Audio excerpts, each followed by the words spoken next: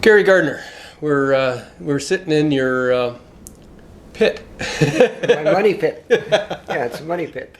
Tell me about the project here. Okay, so about 2 years ago into the pandemic, I reached out to the two owners of the Himalayan Cafe that were at the airport, and that's Lakshmi and Sujala. And my goal was to help them find a new location for their restaurant, right? Just to figure out where we could do that. And I had another dear friend, Vicky Payne-Mantha, also help because she's pretty good with financing and things like that. So we looked. We were all over the city. We came close a couple of times reviewing leases. And as a matter of fact, one of the spots we looked at was where the Good Glaze restaurant is now. And unfortunately, they beat us to the punch by a couple weeks signing that lease. So we lost that one, and we looked at a couple others. And then, strangely enough, some friends of mine convinced me, you should look downtown at the old Deluxe Union taxi stand. And I go, oh man, that place is awful, right? It had they had pigeons, and it was stinky inside. The roof leaked.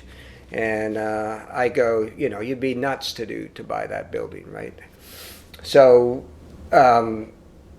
anyway, I thought about it. I took another look at it. I walked through, and I said to the agent, I said, this just doesn't make any sense. Why would anybody buy this building? So then I put an offer in the next day, right? So, and that was accepted. So my first phase was to gut the place.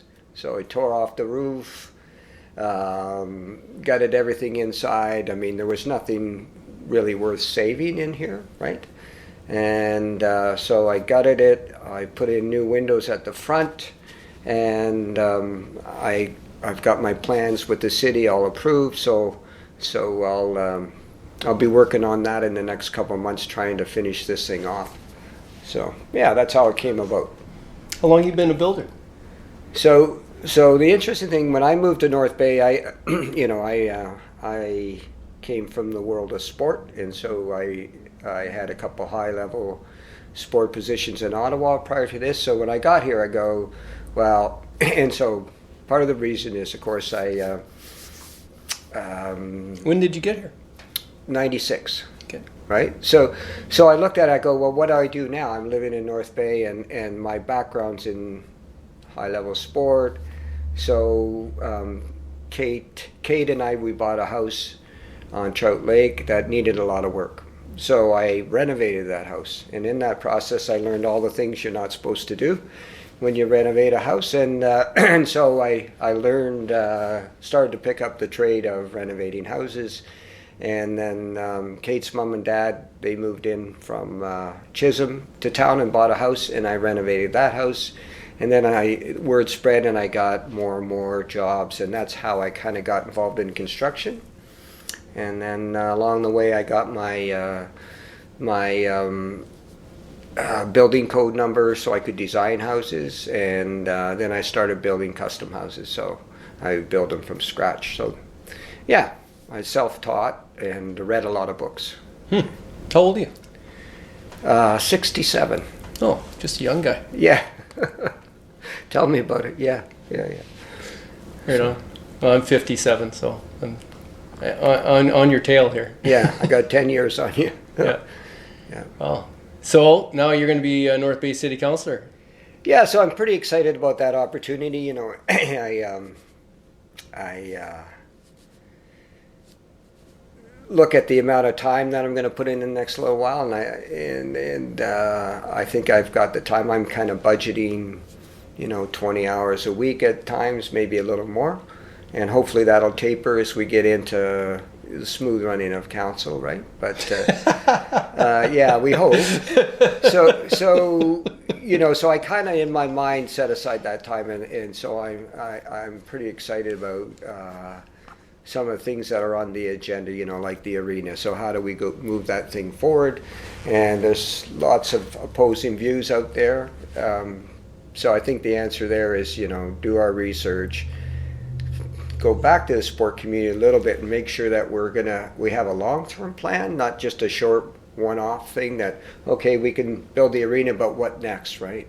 What about soccer, indoor soccer facilities, all those kinds of things that we talk about. So I think we need to have a pretty comprehensive look at what our needs are and what the community as a whole needs, not just hockey.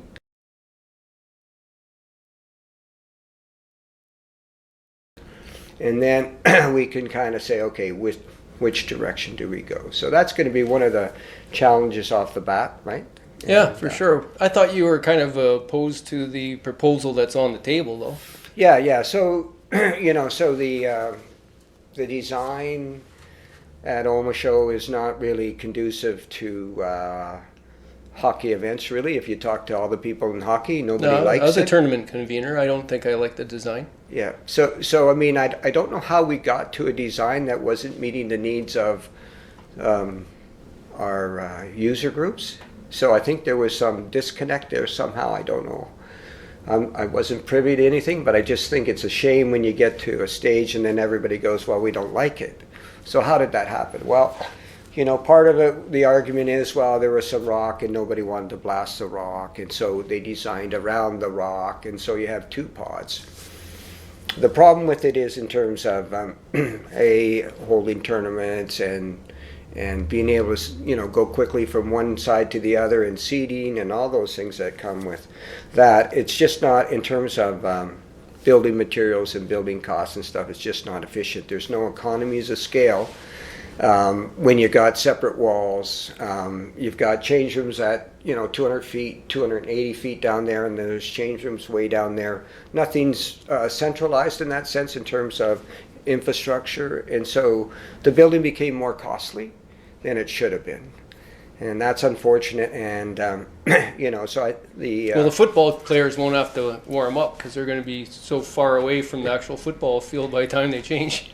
Yeah, so I've heard that the location wasn't ideal, and then the change rooms maybe should have been towards the fields and stuff, and the design should have been different. I mean, the other problem I have with the design, and we selected Oma Show because there was all this space, and so that we could expand. So if you have change rooms and you have offices and stuff, and you want to add on a facility like a gymnasium or something, that would be economical to do so, right? Because you got all the other stuff included.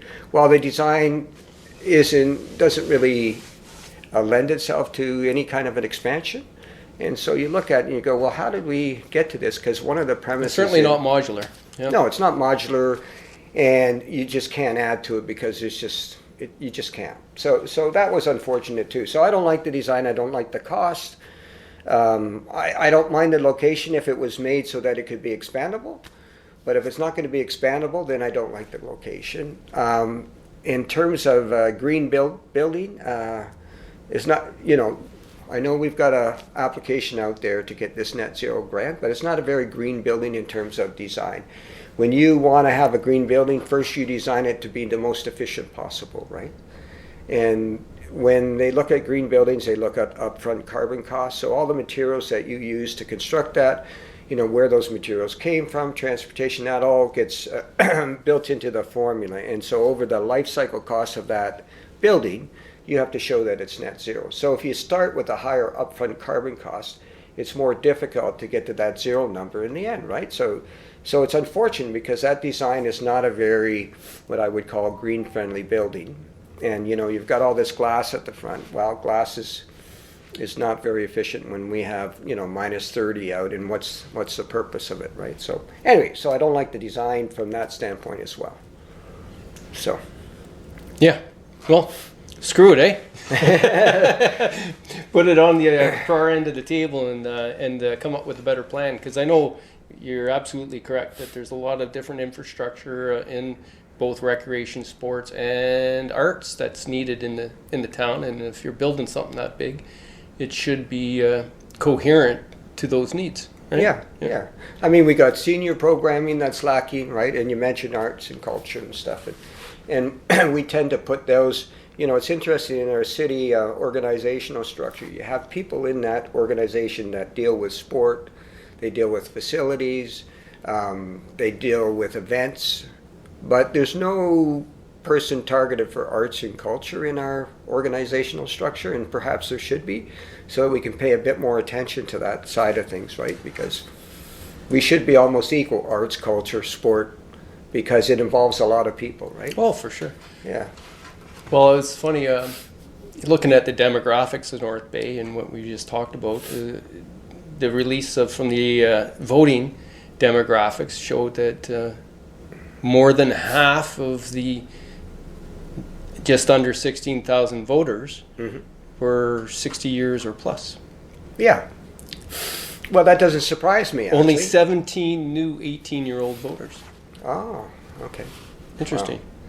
Yeah, so, so the, as you know, North Bay has a higher percentage of seniors than almost anywhere in Ontario. So we're 20.7 as of the last census.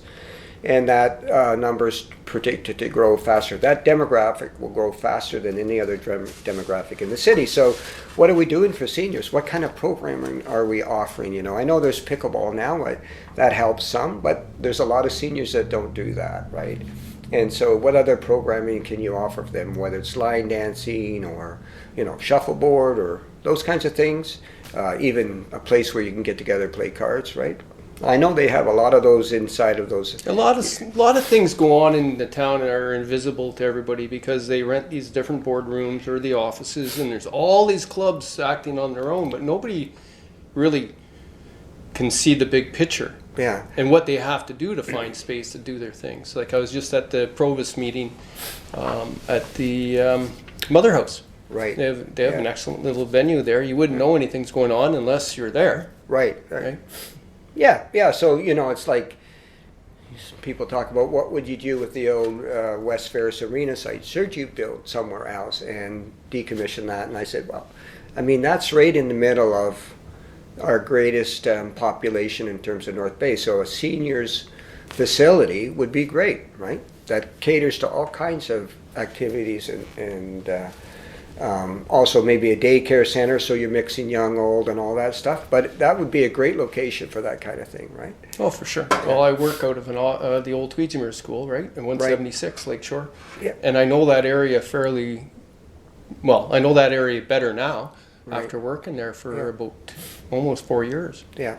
3 years. Yeah. So there's a lot of potential there. Yeah. Yeah. And what I like is that site, it's kind of it's integrated within the community more, so you're not traveling as far, right? And more people can get there quickly, easier, and with a good bus system, that would help too, right? The other challenge we have with seniors is, there's lots of challenges, but one is to have a more friendly transportation system, right? Because they can walk less and less, right? As you get older, it's harder to get larger distances. So these buses, they don't really cater to seniors in terms of getting them from A to B, right? So because usually you're dropped off, now you have to walk a couple blocks to get where you're going. So I don't know how that would how we would solve that problem yet, but I just know it's a problem that on the horizon that we should be looking at, right? And trying to help them enjoy their lives more, get out, not be stuck in one place, right? So, I know a few people that are, own next thing to shut-ins really, and getting out is the biggest thing for them. That's a big night, big day, right? And there's a lot of effort, and more opportunities, ease of access. Yes. Look at downtown. You have your Marina Point, you have Empire, you have Golden Age, you have the Ontario Northland.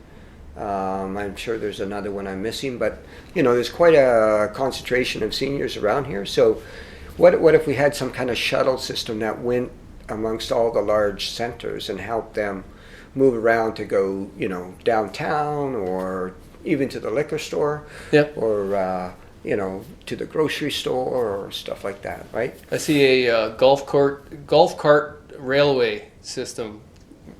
Yeah, right. Just one decent sort of something that can actually travel around downtown and drop people off as it is. Yeah, you see the old carriage and horses trolley kind of thing, right? Yeah. And so I have a picture of a trolley on Main Street that I superimposed, right? And it was one of my ideas.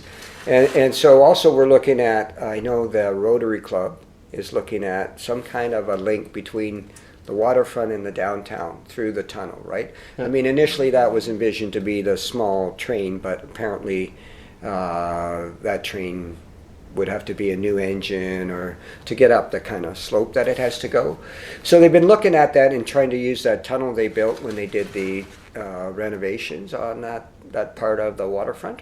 Mm-hmm. But I guess the cost at the other end, once you go through the tunnel towards the water, you're still underground, so there's nothing to get them up and out, and also the mini train has that space in there. So it could be that it goes through the main tunnel, and it could be like a golf type battery operated transportation system, just like you see in big airports, right? Yeah. They seem to be able to move people around, and it seems to be safe. Well, that's what I'm thinking. Yeah. Yeah, so it'd be cool, I mean, how do these seniors get to the waterfront?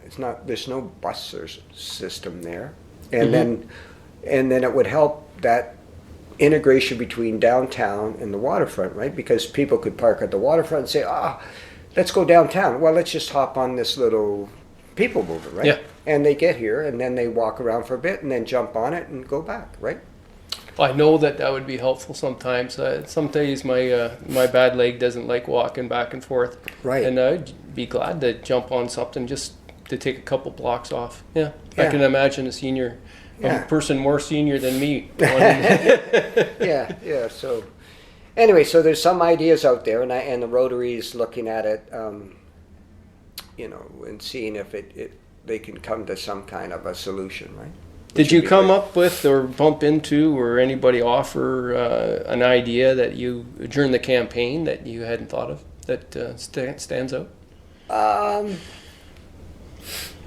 Not really. I mean, people, like they talk quite a bit about taxes, right? I hear that more than anything else is, please don't put our taxes up. So that's probably one of the bigger... Promise number one to break. Well, how do you deal with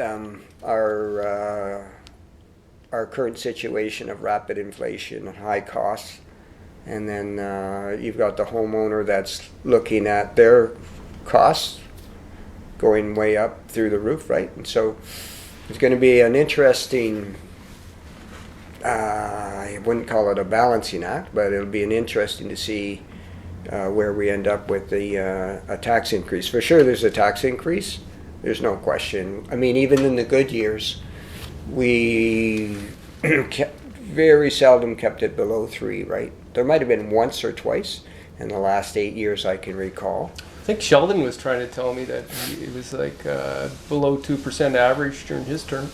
Yeah, I don't think so. I don't know. I don't think so either, but I think so. that was the term what we sold the Golden Goose there and Yeah. cashed out the debenture with a Hydro, right? Yeah, I think that's too bad. I mean, because that was set up, if you look at Hydro and the way when the government encouraged all these Hydro entities to be set up, right? So North Base was set up. They said, this is one way you can have an income without having to pay taxes on it, right? So the whole, you lend them this, you evaluate it, you say you lent this money, they pay an interest on that money, and that's your income, tax-free, right? So that all got called in, and so that money's all spent and gone now. So Hydro, if they do want to give us money, they have to pay taxes first, right? And so it's too bad, because if you want $1 million, they might have to pay taxes $300,000. I don't know if it's 30% or anyway, it's a high number. So we don't have that regular income.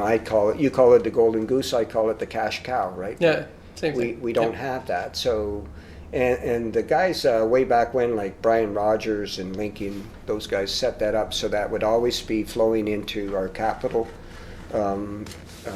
funds to help out on the capital side. So yeah, I put that up in one of the top 3 bad decisions in the last 20 years with the city, I'd say.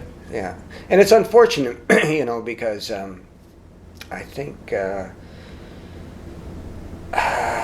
it was the council of the day was more seen, well, we got to go along with with the mayor and show support.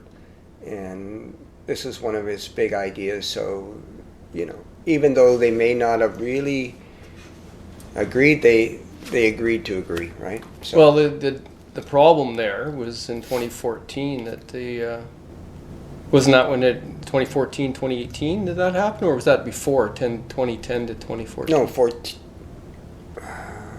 to 18, yeah. Yeah. So that was when we had a novice, young deputy mayor. Right. That yeah.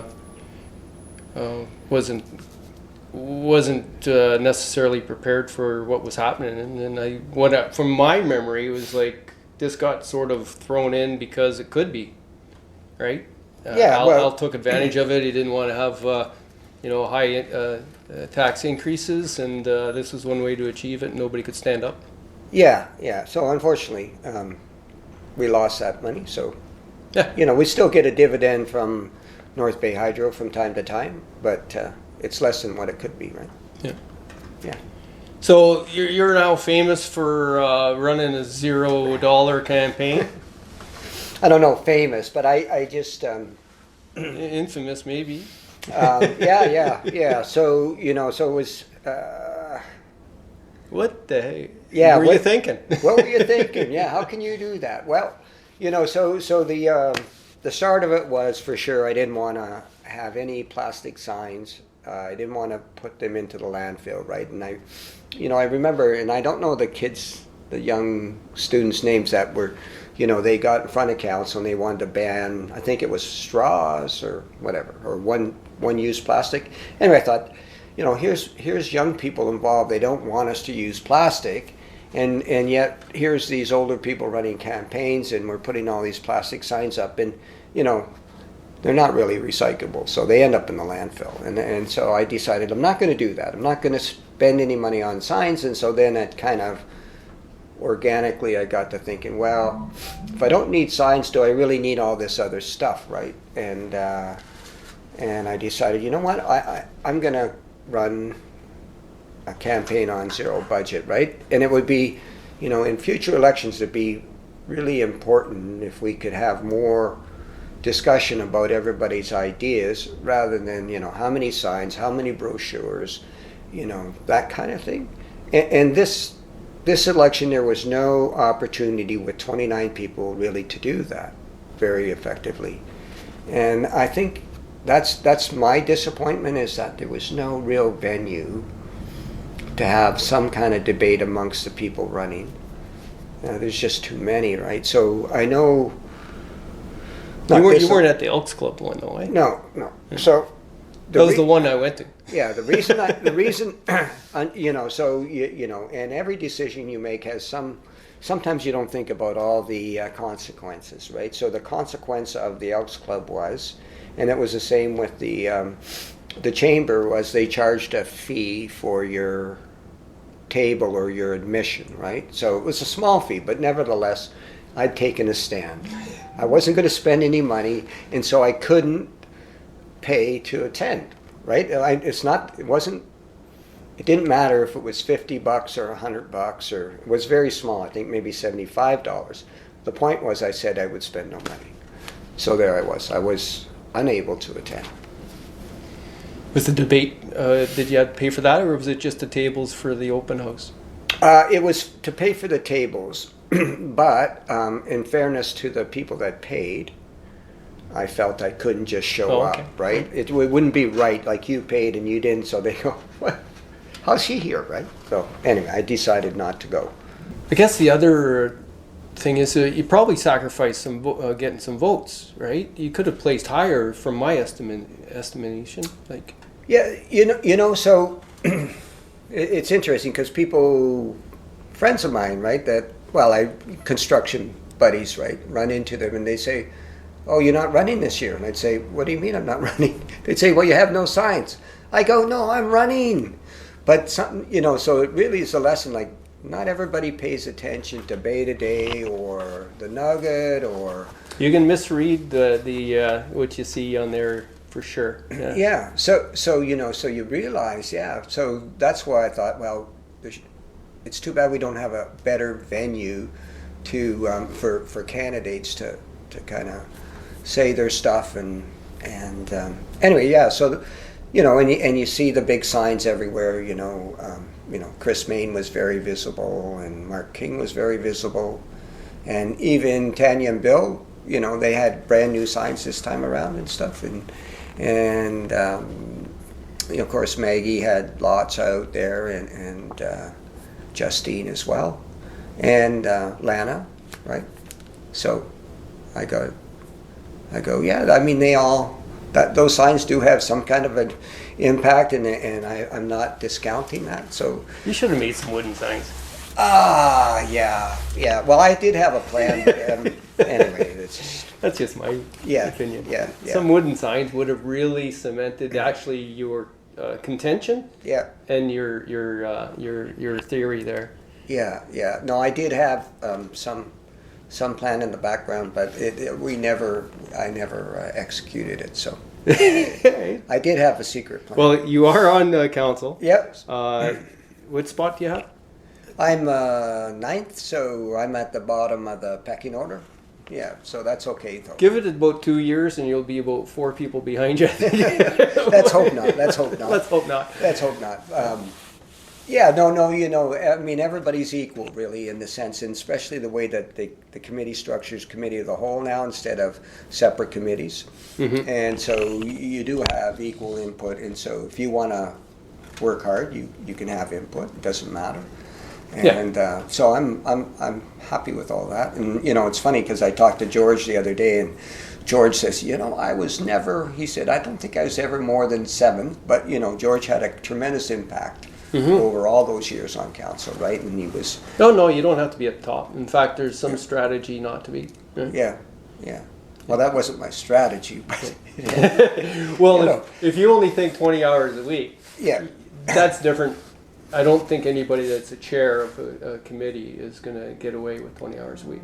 Yeah, no, I know. I mean, initially I would have said, if I would be a chair, I would budget 30 hours a week. Yeah. But now I think 20 hours is reasonable based on where I'm at. We'll see how it goes. But I mean, if I need to put in more, I'll put in more. Of course. Yeah. Oh, there'll be weeks that you do, and there'll be soft weeks. No doubt. Yeah. So. Did you enjoy the campaign? Like your mayoral campaign was probably more exciting. You had more opportunities. Yeah. So this campaign was shorter than the previous term. We had to declare really quite far in advance, and so as when you run for mayor, it's completely different for sure. The stress level's completely different, and I could see both the 3 mayor candidates were under a bit more pressure all the time, right? And it's hard to distance yourself from all that stuff. So this was an easy campaign for me. Like, I enjoyed it. I didn't stress out. I didn't. And you know what? I mean, because there was less attention to it. I mean, you didn't have to worry about comments on Bay Today or the Nugget or whatever about what you said, didn't say, or Do people make comments under stories and stuff? Is that what you're telling me? When I ran, when I ran for mayor, there was lots of comments, lots of comments, and glowing and supportive, though, right? And so and so you have strategies. So my strategy on that was, I never read any comments on any articles, but I would ask my team. So how was it? Good, bad, 80%, and it would usually be about 80% in favor, and I'd go, well, that's pretty good, right? So, because you don't want to get dragged down, it just takes one bad comment and it sticks in your head, and you go, ah.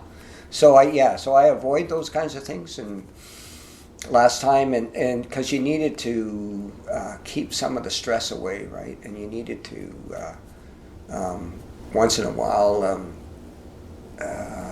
Well, what I would do is I'd go on a construction site and work for a day, and then feel better, right? Yeah, usually that's it. Get rid of the stress, and nobody talk to you and stuff. So just you and your mind. Yeah. So this time, no stress really. Yeah, I mean the only stress was watching the numbers on the 24th, you know, as they rolled in and stuff, and you go, well, I wonder if I'm going to keep on in the top 10 or not. So It was an interesting election night for sure. Now, for your case, like one of the Bay Today polls early had you deputy mayor. So it's interesting how that might skew what you're thinking, right? yeah, you know, so you have to remember, Bay Today poll was pick your one candidate only, right? So Yeah. so I said, well, that doesn't, you know, it doesn't really translate into. I mean, it's nice to be at the front because it's. I think it shows some positivity, right? But I also realize that the poll wasn't really going to be real indicative of election night, and the only poll that counts, of course, is election night. And so, yeah, so. Well, there's a real, if you're really looking at it, if you're looking at comments and stuff like that, you can tell that there's a certain demographic and a certain political perspective that follows Bay Today closer than other things. Right. Like, and you know, 2,000 votes won't get you on council. You need 4,500. Yeah. Right. Yeah. So Yeah. it's very interesting times as far as trying to understand what people are thinking, polls and voter trends. Yeah, it's hard to reach people now, right? It's harder. It's very fractured.